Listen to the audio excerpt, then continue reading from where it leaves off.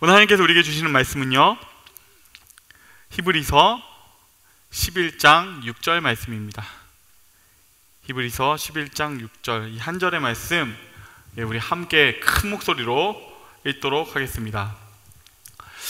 믿음이 없이는 하나님을 기쁘시게 하지 못하나니 하나님께 나아가는 자는 반드시 그가 계신 것과 또한 그가 자기를 찾는 자들에게 상 주시는 이심을 믿어야 할지니라. 아멘. 아멘.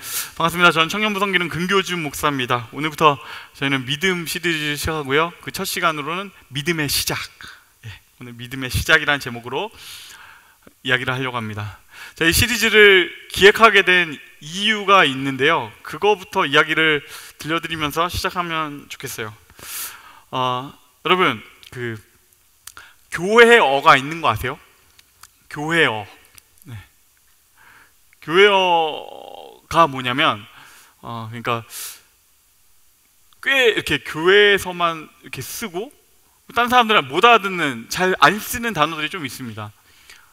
교회를 뭐 저처럼 모태신앙이 되었거나 아니면 여기에서 꽤 오랜 시간 교회에 있었던 사람들은 되게 자연스럽게 쓰는데 외부의 사람들에게는 좀 낯선 용어들을 쓰는 경우가 있어요. 저도 사실 모태신앙이라서 이거에 대해서 잘 몰랐는데 이걸 한번 갑자기 확 깨닫게 됐던 계기가 있습니다.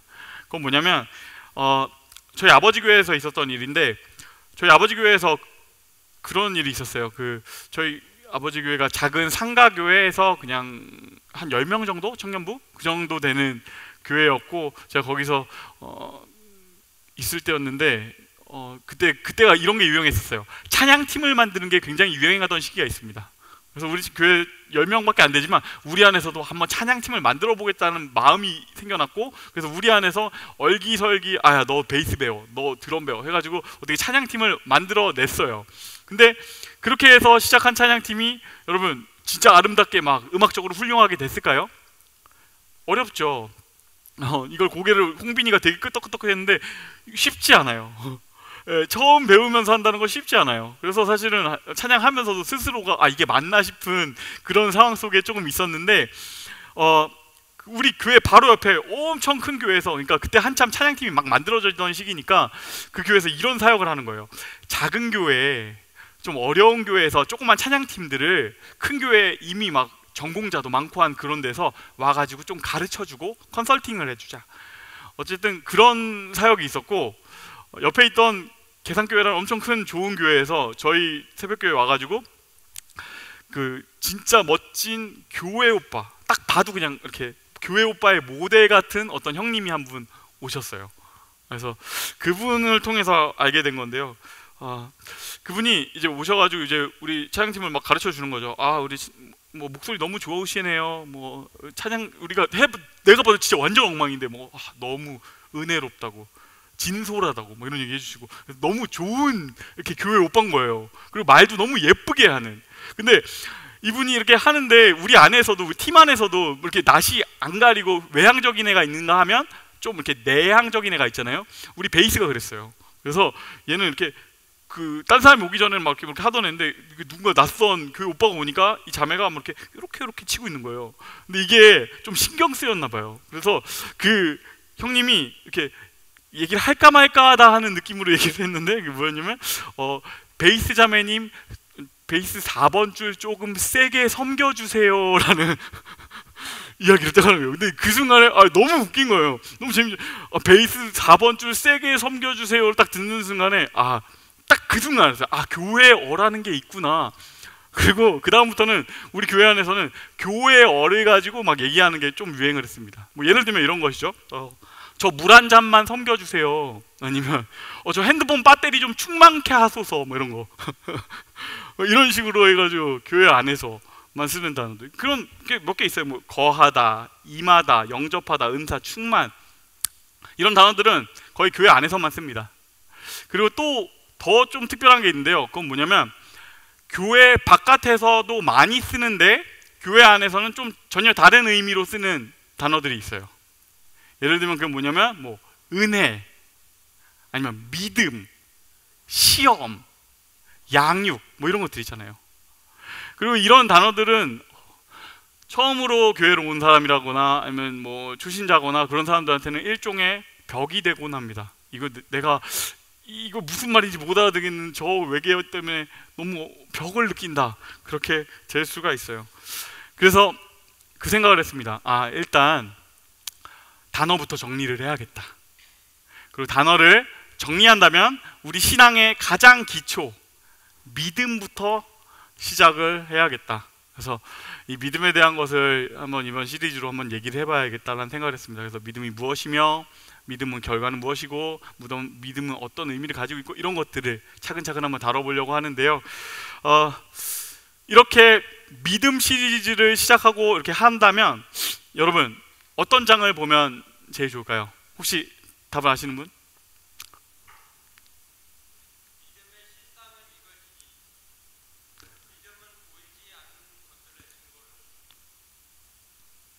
정답.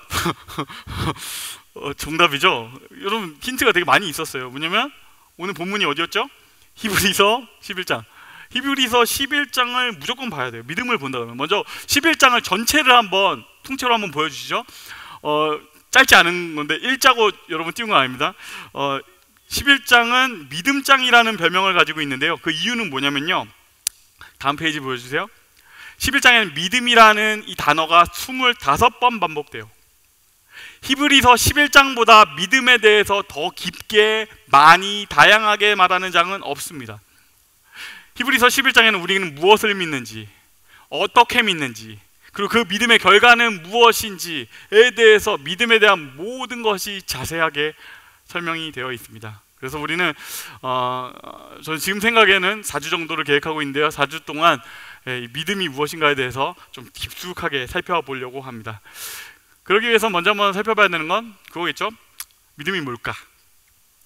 특별히 바깥에서 말하는 믿음과 교회에서 말하는 믿음은 어떻게 다른가?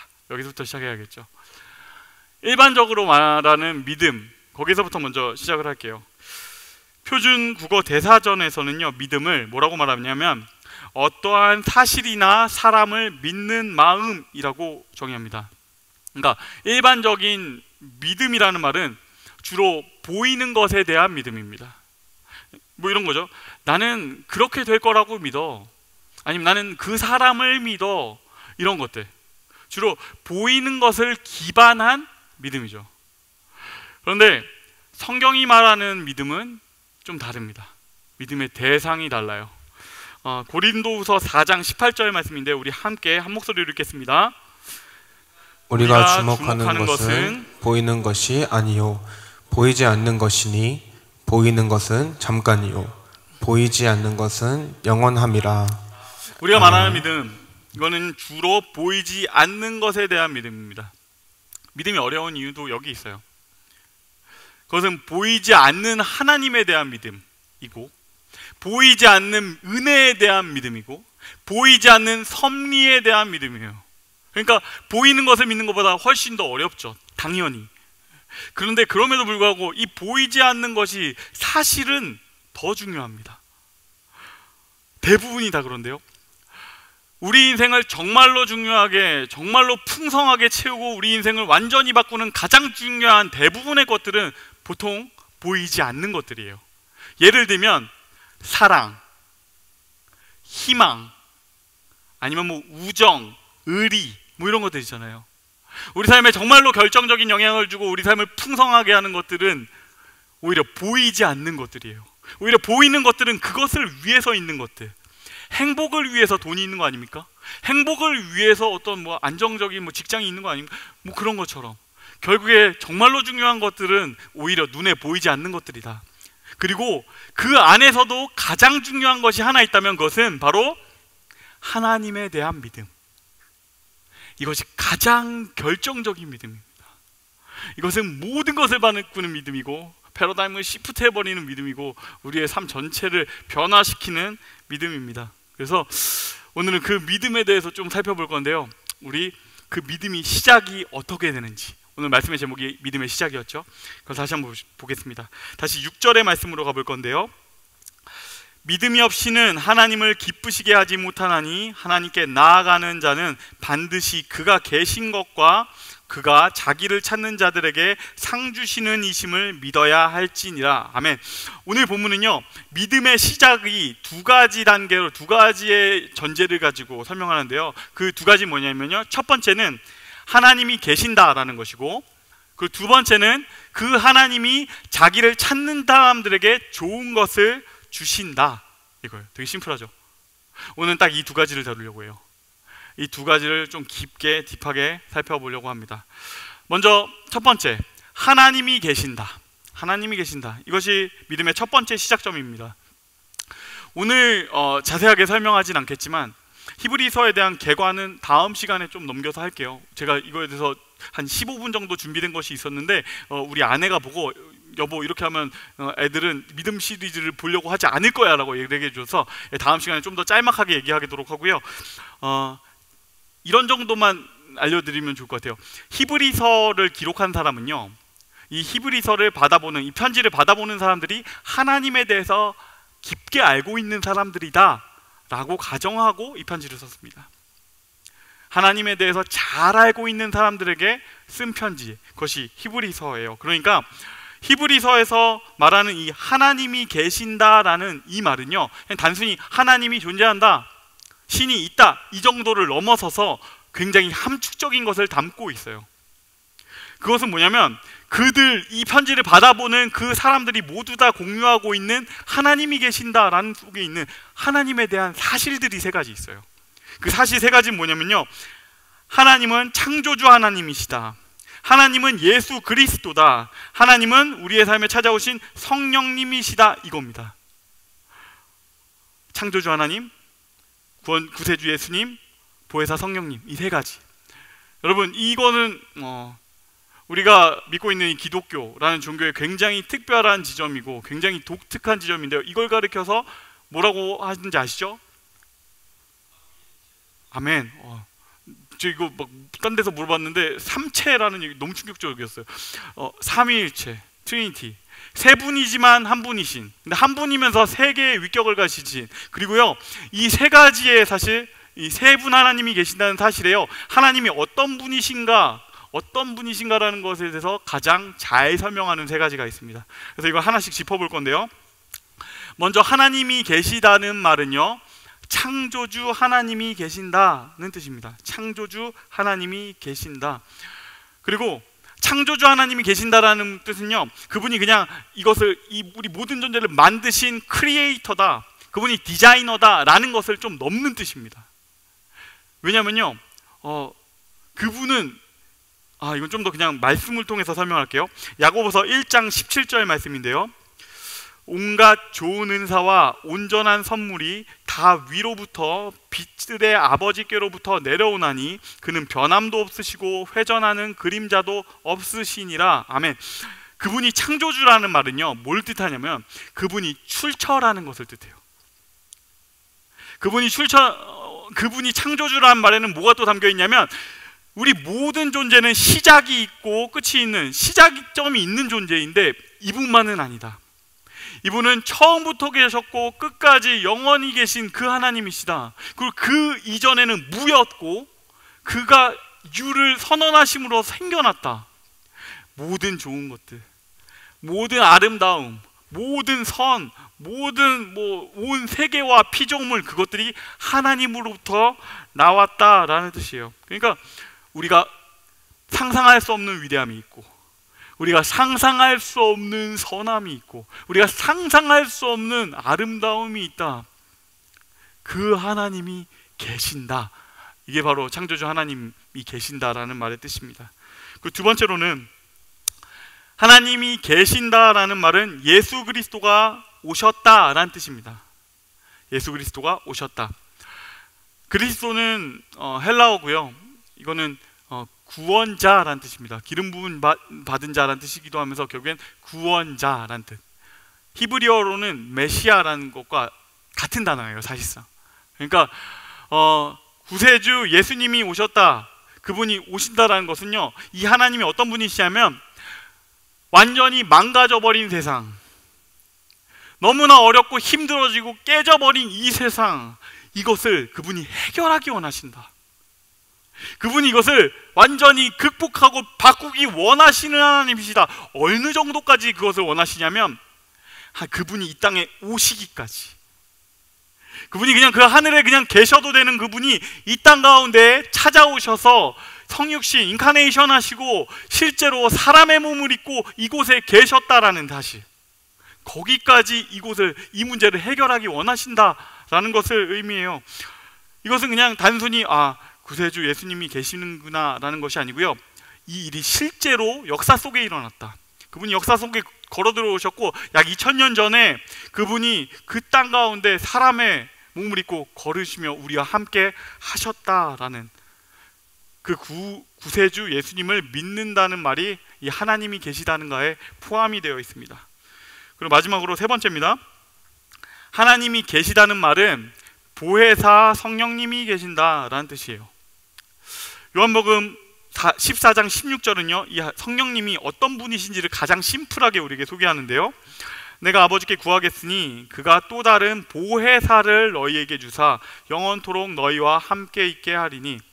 여기서 성령님의 이름, 보혜사라는 단어는요, 헬라어로 파라클레토스라는 단어인데, 이건 뭐냐면 파라, 곁에서, 클레토스, 도우시는 분, 곁에서 도우시는 분.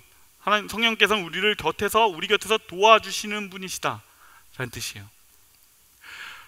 온 우주의 창조주께서 우리 곁에 다가오셔서 찾아와 주시는 것을 넘어서 우리 안으로 들어오셔서 우리와 함께 하시기로 결정하셨다. 그분이 우리 곁에 서서 우리를 도우시기 원하신다. 성령 하나님이 계신다. 이것이 그 세 번째 사실입니다. 그러니까 다시 말해서 하나님이 계신다는 말은 세 가지: 창조주 하나님이 계신다, 구세주 예수님이 계신다, 보혜사 성령님이 계신다, 이걸 의미합니다. 진짜 위대하신 하나님이 계시고 그 하나님 우리 땅 가운데 찾아오셨고 그 찾아오신 걸 넘어서 우리 마음 가운데 함께 하실 수 있는 성령으로 계신다. 그런 하나님이 계신다라는 것이에요. 이것이 우리 첫 번째 하나님이 계신다라는 믿음의 시작점입니다. 그 두 번째예요. 두 번째로 이어지죠. 아까 읽었던 것처럼 그 하나님은 자기를 찾는 자들에게 좋은 것들을 주신다. 좋은 것을 주시는 분이시다. 이걸요 조금 더 심플하게 바꾸자면 이렇게 될 겁니다. 그 하나님이 당신과 관련이 있다라는 것이에요. 그 하나님이 당신과 관련이 있다. 여러분, 아무리 위대하고 아무리 선하고 대단한 존재가 있다 하더라도 우리와 관련이 없는 존재라면 그게 우리에게 무슨 의미가 있겠어요? 그냥 와 진짜 장난 아닌데 대단하네 하는 정도로 끝나게 되는 것이죠. 그런데 오늘 본문은 말합니다. 그 하나님이 당신과 관련이 있다. 너무너무 관련이 있다. 로마서 5장 8절 말씀은 이렇게 말합니다. 우리가 아직 죄인 되었을 때 그리스도께서 우리를 위하여 죽으심으로 하나님께서 우리에 대한 자기의 사랑을 확증하셨느니라. 이것은 구세주 예수님은 그 하나님이 우리를 사랑하신다는 그 사랑의 확증이시다. 성부 하나님, 창조주 하나님께서 그 아들을 보내주셨다. 그리고 그 예수 그리스도의 죽으심을 통해서 당신의 사랑을 확증하셨다라고 말합니다. 그리고 또 하나, 로마서 8장 11절은 말합니다. 예수를 죽은 자 가운데서 살리신 이의 영이 너희 안에 거하시면 그의 영으로 말미암아 너희 죽을 몸도 살리시리라. 예수를 죽은 자 가운데서 살리신 이의 영, 누구시죠? 성령 하나님, 그 보혜사 성령께서 우리를 살리실 것이다. 우리에게 생명을 주실 것이다. 그러니까 이 모든 것을 종합해서 말하면요, 히브리서 6장은 11장 6절은 지금 이렇게 말하고 있는 것입니다. 하나님이, 너무나 놀라운 하나님이 계시는데 그 하나님이 당신을 사랑하신다. 우리의 생각을 뛰어넘고 우리 모든 것을 바꿀 만한 사실이 하나 존재하는데 그 사실이 우리의 삶과 너무나 관련이 있다. 그가 당신을 기다리고 계시고 당신을 아시며 당신을 사랑하신다. 이 사실에서 우리의 믿음이 시작이 됩니다. 제가 이렇게 말씀을 드리지만 이것은, 믿는다는 것은, 이 믿음을 갖는다는 것은 쉽지 않아요. 왜냐하면 그분은 보이지 않으시기 때문이에요. 그리고 우리의 삶이 너무 빡빡하고 힘들기 때문이에요. 우리 눈앞에 보이는 것들이 우리를 힘들게 하는 것들이 얼마나 많이 있습니까?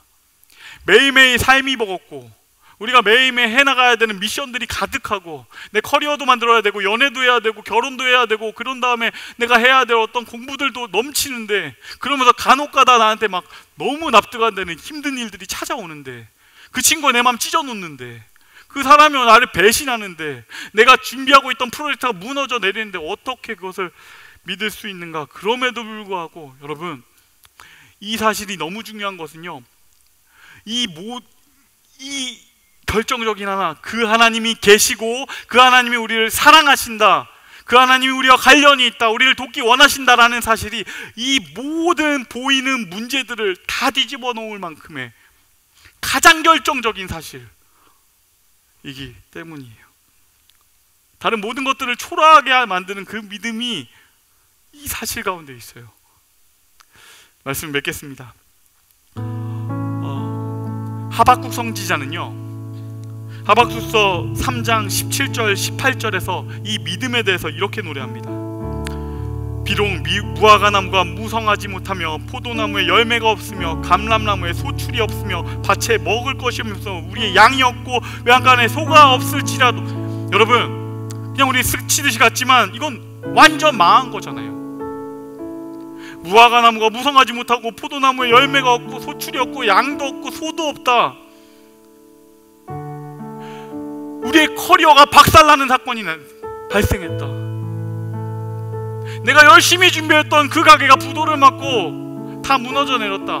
내가 정말 사랑하고 이 사람하고 결혼해야지 생각했던 그 사랑이 파혼에 이르고, 내가 정말로 믿고 있던 그 친구한테 배신을 당하고, 이 모든 상황들, 내가 감당하지 못하는 상황들이 있을 수 있어요. 하박국 선지자는 그 상황 가운데 처한 것 같습니다. 그런데요, 하박국 선지자가 그 다음에 바로 이어져서 말합니다. 상관없다. 나는 여호와로 말미암아 즐거워하며 나의 구원의 하나님으로 말미암아 기뻐하리로다. 하나님이 계신다. 그 하나님, 이 온 우주의 창조주가 너의 문제를 아신다. 그 하나님은 모든 것을 하실 수 있는 전능하신 하나님이시다. 그리고 그 하나님이 그냥 그 전능한 채로만 존재하는 것이 아니라 여러분의 문제에 관심이 있다. 엉망이 되어버린 것을 해결하려고 성자 하나님을 보내주셨다. 이것을 모두 해결하기 원하신다. 그리고 언제까지 그렇게 하기 원하시는가? 성령 하나님이 계신다. 너의 삶 가운데 네가 고통받고 힘들어하는 그 삶 한가운데 들어가서 나도 같이 힘들어하며 내가 그것을 같이 겪으며 너를 돕기 원한다. 성령 하나님이 계신다. 그래서 이 고백이 우리 모두의 모든 문제를 다 뛰어넘고 다 엎어버리는 하나의 진실이에요. 하나의 믿음이에요. 그리고 여러분, 사실은 우리는 이 믿음을 계속해서 고백해 왔습니다. 오늘 예배 속에서도 이미 고백했습니다. 그것은 무엇일까요? 우리 함께 이 고백으로 설교를 마치기 원하는데요, 우리 함께 읽어보겠습니다. 나는 전능하신 아버지 하나님, 천지의 창조주를 믿습니다. 가장 위대한 하나님이 계시다. 그분이 우리를 찾아오신다. 나는 그의 유일하신 아들 우리 주 예수 그리스도를 믿습니다. 그가 우리를 너무너무 사랑하셨다.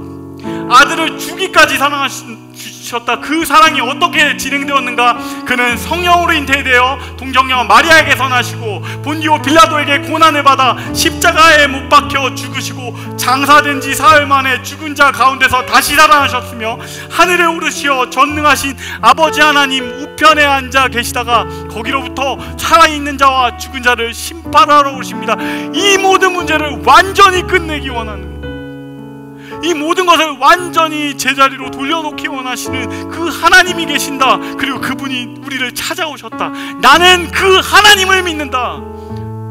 이 고백을 우리가 매일 하는 것입니다. 나는 성령을 믿으며 거룩한 공교회와 성도의 교제와 죄를 용서받는 것과 몸의 부활과 영생을 믿습니다. 아멘. 여러분, 이 믿음 가운데 거하셨으면 좋겠습니다. 이 믿음이면 충분합니다. 이 믿음이 우리 모두를, 모든 것을 변화시킬 것입니다.